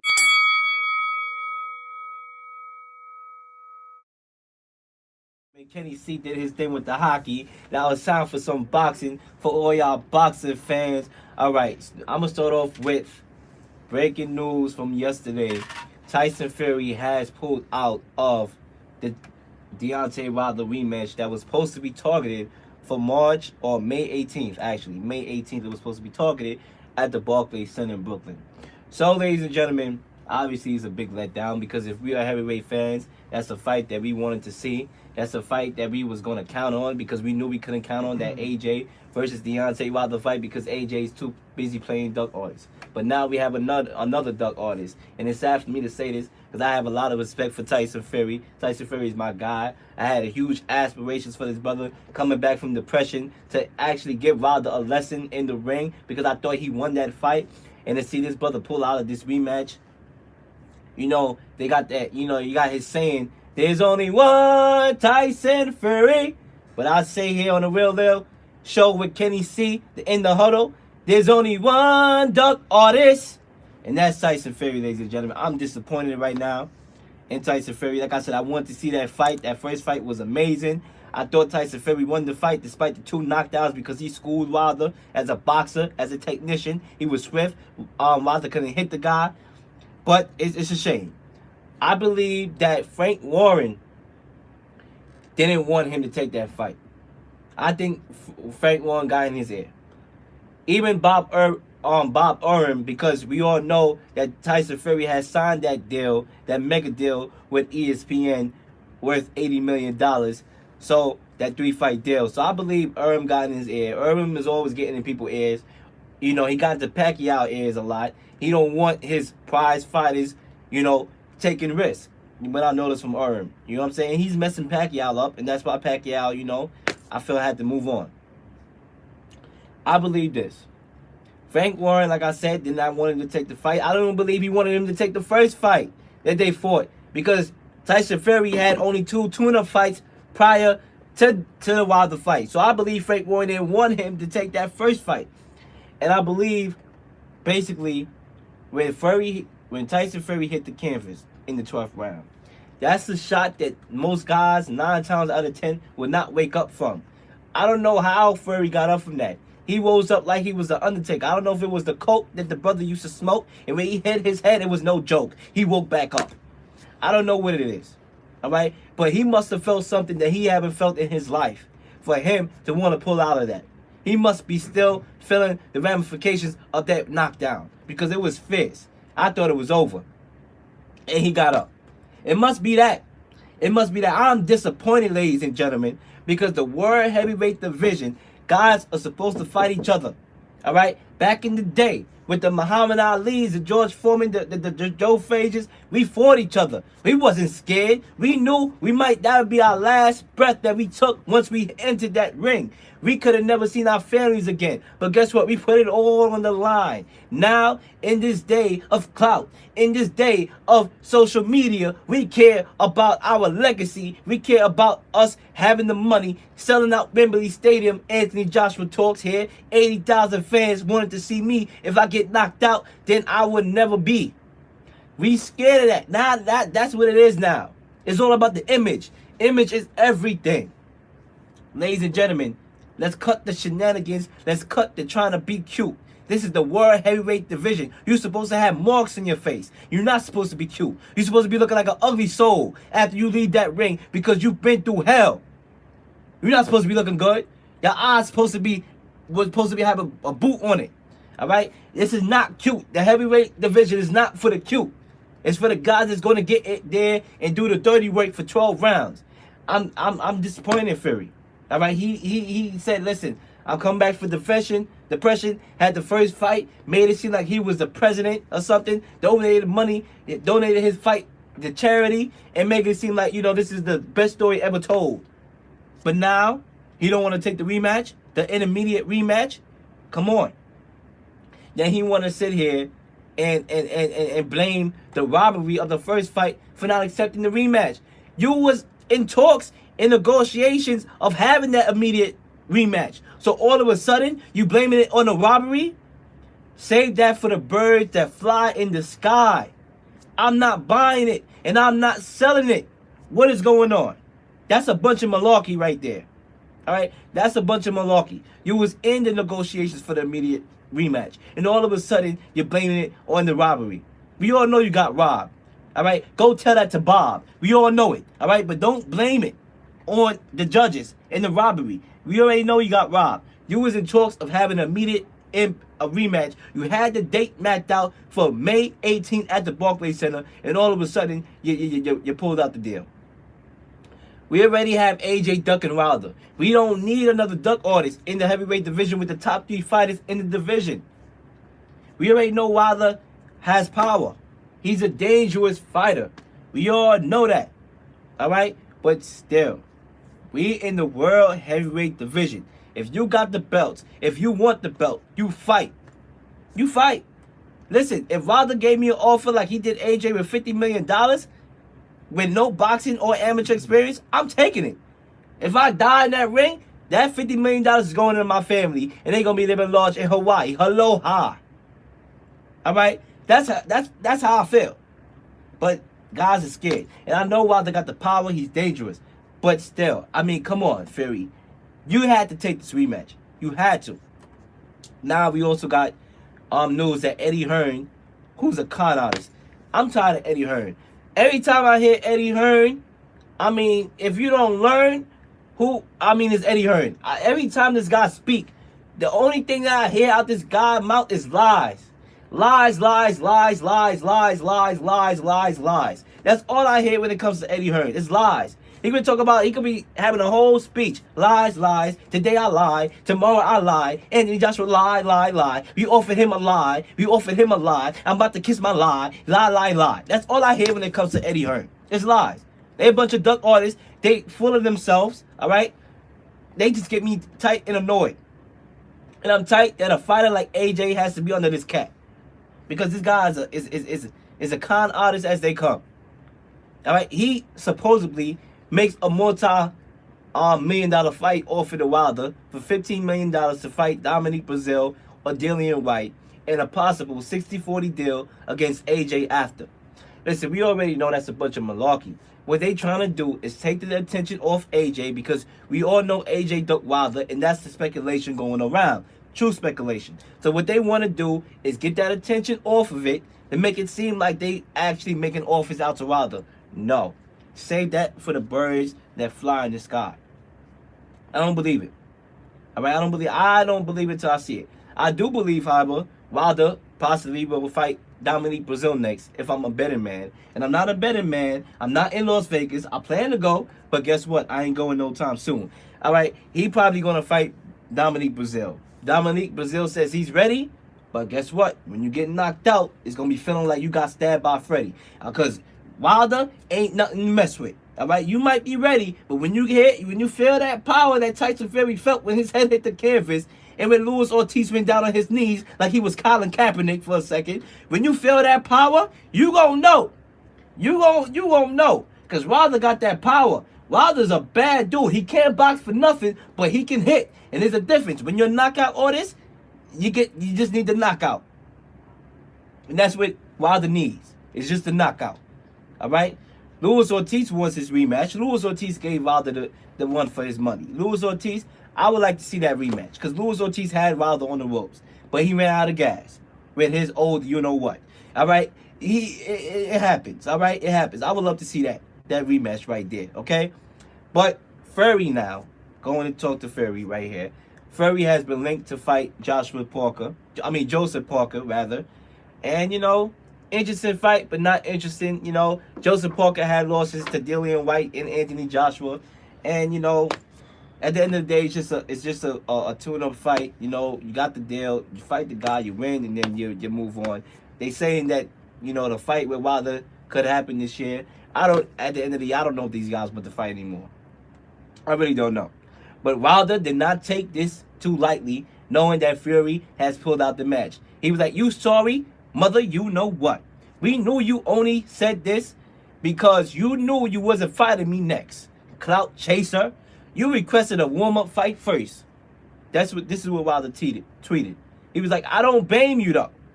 I probably would too if I saw my brain splash all over the canvas. Ladies and gentlemen, I just don't understand why I prefer we put out this fight. But then again, hey, I'm not the one getting hit with the knockouts. And I'm not the one getting hit with the punches at the end of the day. I'm just a fan. I'm just a radio personality. And I just talk my boxing. Ladies and gentlemen, that wraps it up for Real Lil Boxing. When we come back from commercial, we back in the huddle.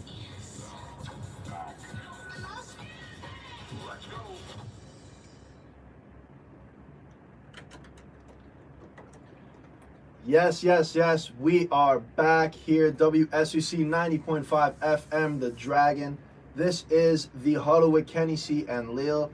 Ladies and gentlemen, I went off on my rant about hockey. Lil went on his rant about boxing. Just brings a little spice to the show. Most And definitely. we're going to get right back into this. So, Lil, recently this week, some disappointing news for, I guess football fans and mainly Patriots fans. Robert Kraft, was accused or found guilty. He actually pled guilty, or he pled not guilty to soliciting prostitution in Florida. And basically, it was hours before the AFC Championship game. This man was, soliciting prostitutes at a spa hours before the game. And now the next court date is March 27th. Kraft can face up to a year in prison, $5,000 fine, 100 hours of community service, and mandatory attendance at a class on the dangers of prostitution and human trafficking. So, Lil, what do you think about this? This man... I hope that the brother got his book bag ready. He going to class, ladies and gentlemen. But listen, I touched on this topic on my show, the Real Lil Show, Mondays 8 to 10 on the 90.5 FM airwaves. I touched on it. I was saying, basically, it's always something with this Patriots organization. As a Patriot fan, it's always, obviously you got the winning, you got the Super Bowls, but you always get hit with a lot of controversy along with that you got to deal with, the struggle, and that's our scandals. only. It seems like that's our only competition is the scandals that we take part of, and that is the Flake Gate, Spygate, and now the prostitution gate. It's just a lot of stuff going on right now. I don't know how true this is. I still want to see facts.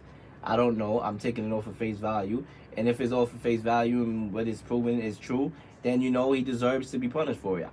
What kind of punishment? I think this man did it. What kind of punishment is it worth? I don't know. That's up to the judge. That's why I'm not in the court system.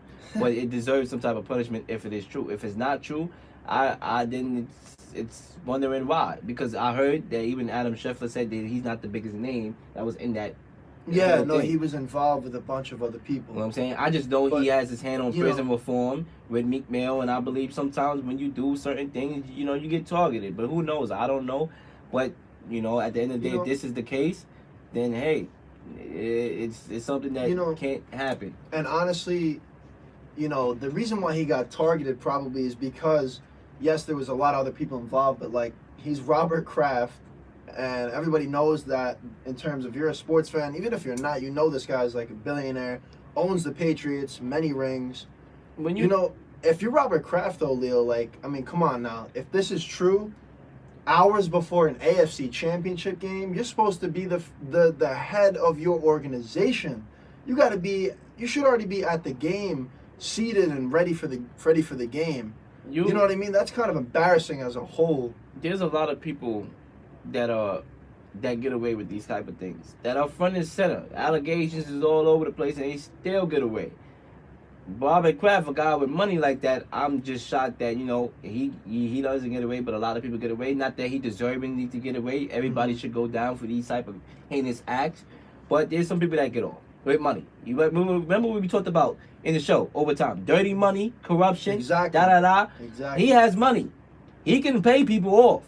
But I believe that he's targeted. That's my personal opinion. He's targeted because of his, what he donates, his prison reform, his hands on it with Meek Mill and all that. I believe that it has some reason of him being targeted. I'm not saying he didn't do it. Maybe he did do it. But I believe that he probably did do it.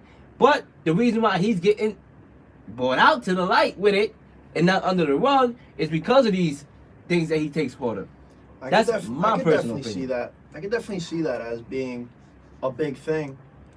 But, you know, honestly, just looking at it, if he does get, you know, charged with it, that's on his record, and, you know, he's the owner of a franchise. That kind of puts dirt on the team's name. Like, it looks terribly bad. It's, come on. It's people, like, come on now, the people man. was going to this spa, taking pictures like it's a daggone exhibit.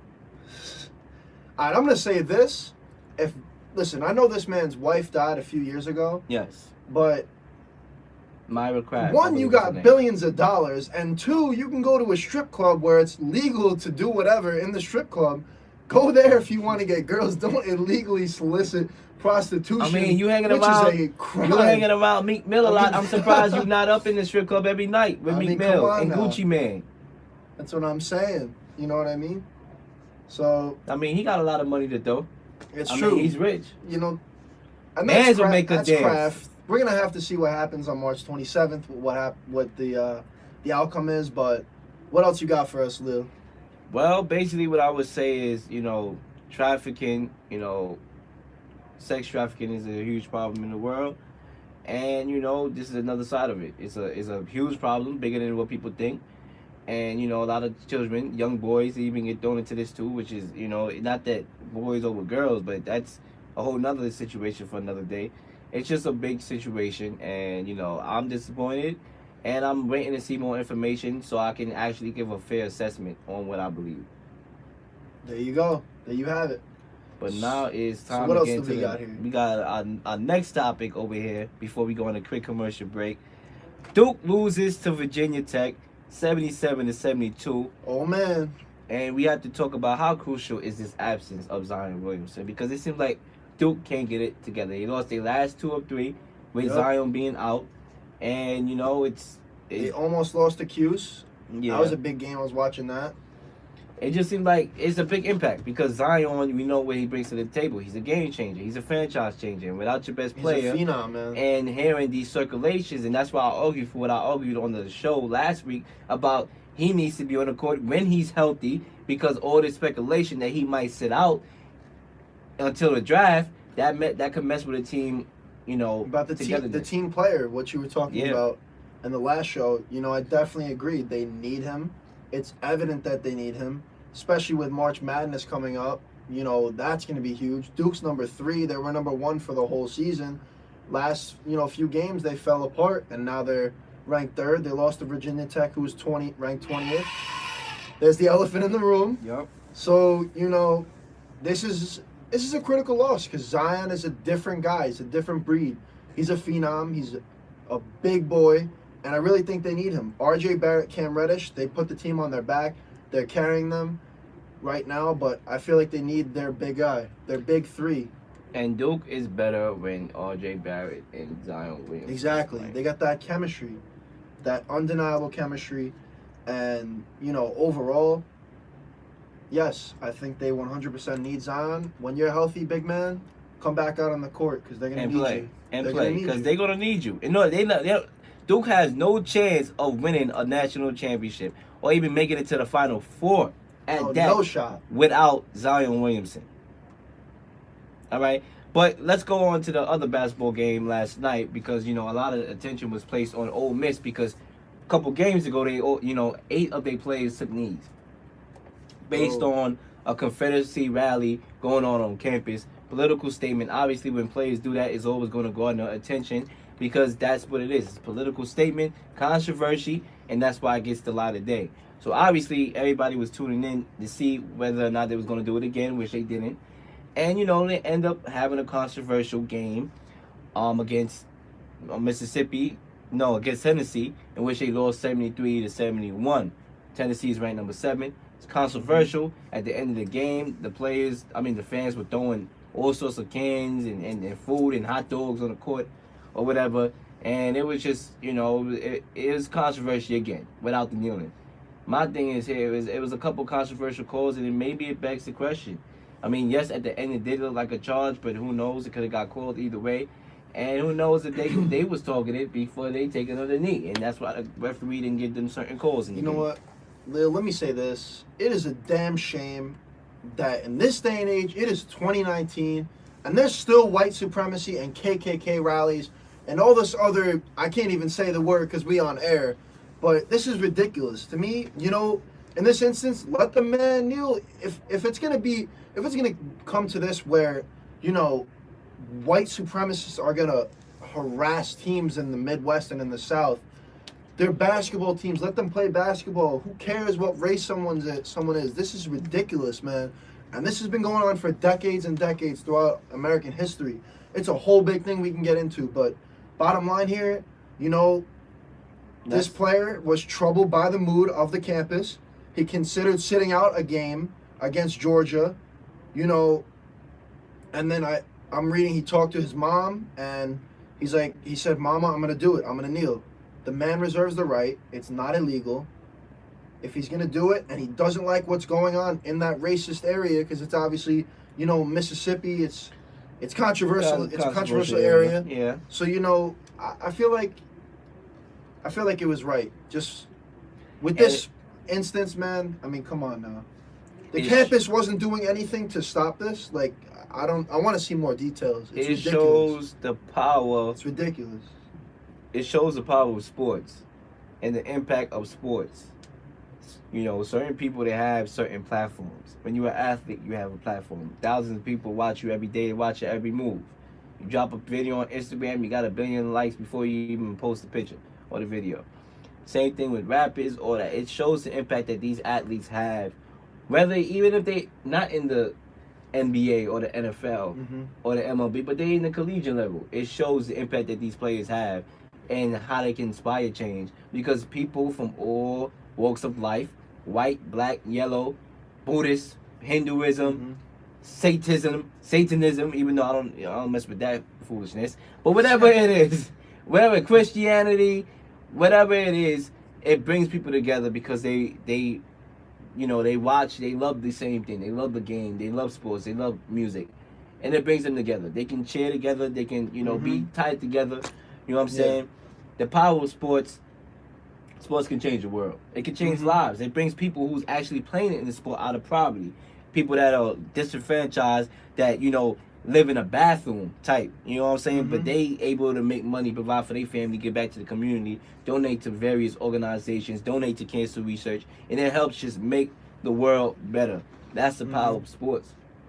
And, I 100%, Leo, all of that was, that ties big into what I'm about to say about, sports does have a huge impact, and stuff like the anthem, Ole Miss, obviously a big, college basketball team, big program, a lot of people watching, they're on TV. This player took this, instance of what was going on around the campus and with these rallies of these white supremacists and these racists, and, he figured everyone's watching sports. Sports is a pedestal. I'm going to do this. He kneeled at that game. There's a quote here. It says, "My emotions were just for the students. I didn't want anything to happen with us playing the game while the protest was going on. I felt like I couldn't pass that moment without making a difference." He made a statement. He kneeled. Wants to, everyone's going to look at him. He's kneeling. Why is he kneeling? Make the issue known. Racism is very much alive in the South and in the Midwest, specifically in Mississippi. And, people want to say, oh, he's kneeling. Kaepernick kneeled every game, yes. This instance, the guy kneeled once for an issue that needed to be addressed that wasn't being addressed. And then it says here he was not planning on taking a knee for the next game, and the entire team stood for the anthem before they lost to 7th-ranked Tennessee. So it was just for this one game that particular instance was going on. And yes, Leo, sports is huge. Sports, everyone watches sports. America is sports. So he used this as a pedestal to, make light of what was going on. So I agree with this. And that comes with a lot of bravery. Because Exactly. you're going to get a lot of flack. Especially when you're on a bigger stage, you're going to have people that don't respect you no more, who probably watch you as a player and not like you anymore. It's going to come with some type of, criticism. And for him to still take that risk, for the 8 people who actually decided to take the risk, shout out to those 8 people. 100%. And you got to be bold to do that, especially with you're kneeling for the anthem, and there's literally racists outside the stadium, like I mean, you're waiting. in Mississippi. Like, I mean, that's some risky business. I mean, you could halfway get out the stadium and then you see, you know, a whole group out A whole there mob. ready to It's come out crazy. and take you out. But, you know, at the end of the day, shout out to these young players. Shout out to the people that inspire change, and shout out to the people that make political statements. Mhm. Because at the end of the day, like we just said, and it sums it up, sports, it galvanizes people together. It's a platform. Yes, sir. But anyway, we have our last topic, and basically we want to, you know, preview the doubleheader tonight on TNT. You have the 76ers starting off at the Oklahoma City Thunder at 8 p.m. I'm going to hurry up and get back, grab something to eat, because I am starving to watch that game. 100%. And then you have at the bottom at the 10:30 game, the Jazz at the Nuggets. Speaking of Nuggets, like I said, I'm starving. But at the end of the day, we have two good games. And we're going to start off with the first game. The 76ers at the Thunder. Two good teams.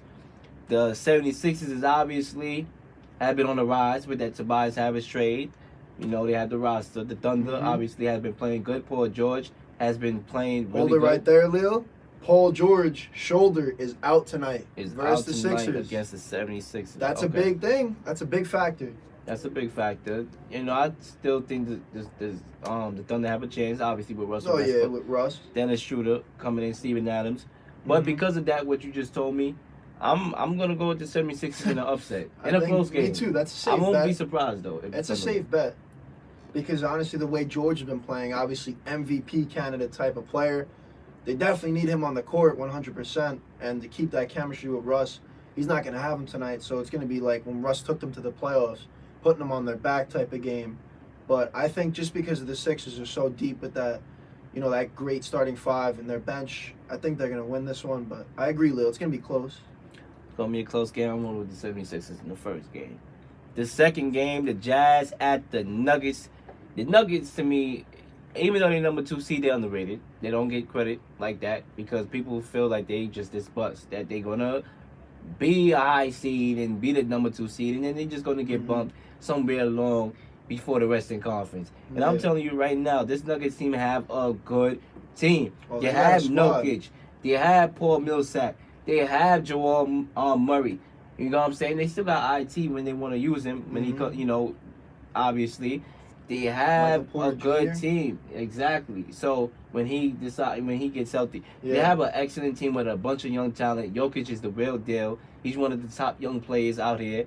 And, you know, they have a good team. Obviously, the Jazz, they have a decent team too with Donovan Mitchell. But I'm going with the Nuggets to win this game at home. And honestly, looking at this again, the Jazz are going to be without Ricky Rubio, starting point guard. So Definitely going with the Nuggets. Jokic has been on a tear. I'm going with the Nuggets as well.